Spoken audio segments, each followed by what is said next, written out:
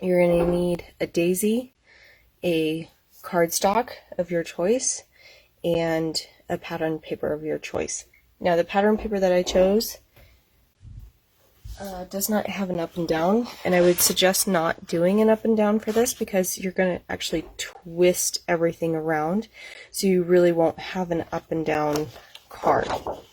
So the bees are kind of going all over. This is the one that I'm going to use, and I'm going to use it with Sundance, one of my favorite colors. So I'm going to focus on Sundance first. We're going to move to the bees, and then we'll do Daisy. Okay, so I'm just going to put that there. We're going to trim this down to almost a square. We're going to do 8 1/4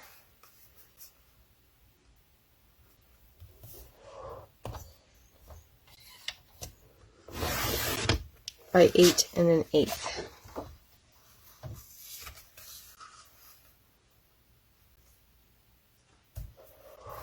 And I actually have my bar out because I think it's just too confusing to try to cut along these lines and subtracting.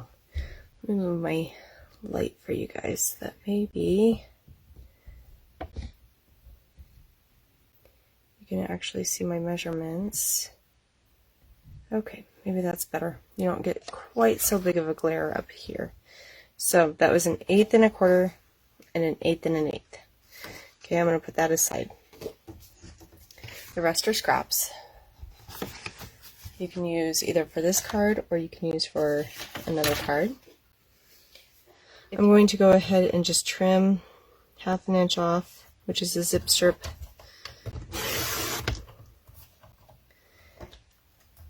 There's my zip. Didn't seem flush though, so I'm going to do that one more time because it was not flush. I'm just gonna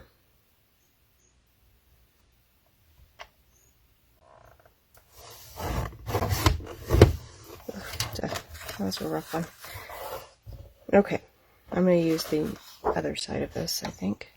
Okay, so on this one, we are going to just be trimming a 2 1/4 strip.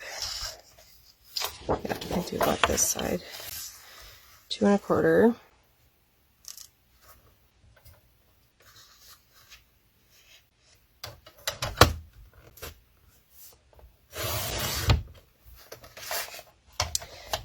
And then we're going to trim it down to a 4 inch. Label this one A. If you want to, you can do it on the back side because these are going to be showing. So if you don't want to erase, then do it on the back side. This is going to be the same 2 1/4 by 3 7/8. And you're going to do this one twice. 7/8 and 3 7/8. So you only have a little smidge left over. Then you're going to take these and you're going to rotate them and you're going to cut them diagonally. Now I'm going to cut them along this way. So upper right to lower left is how I'm cutting mine.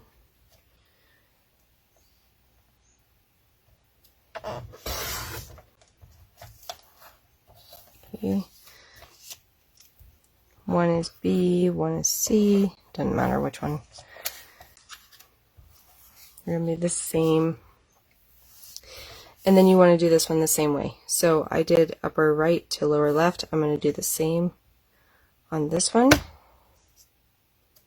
And I just line it up with my wire.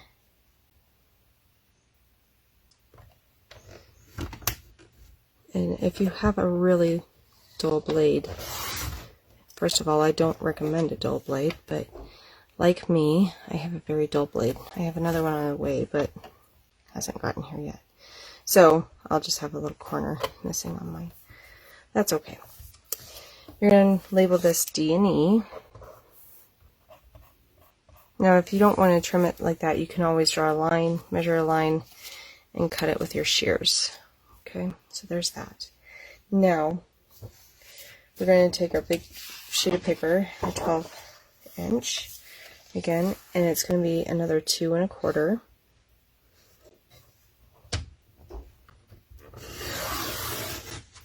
And the rest is leftovers. And you're just going to trim 3 4-inch pieces. So I'm going to start at 8.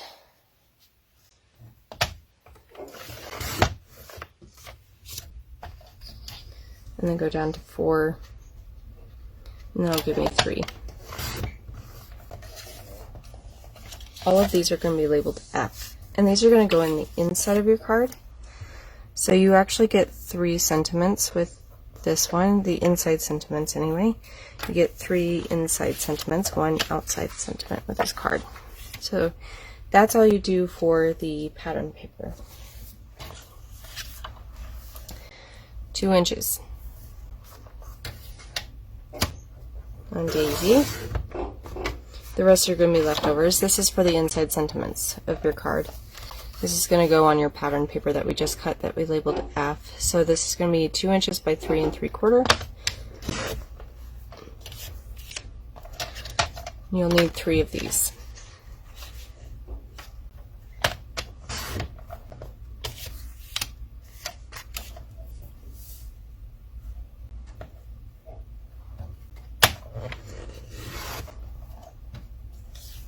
Okay, and those you're going to label G. I'm just going to label one of them because they're all the same.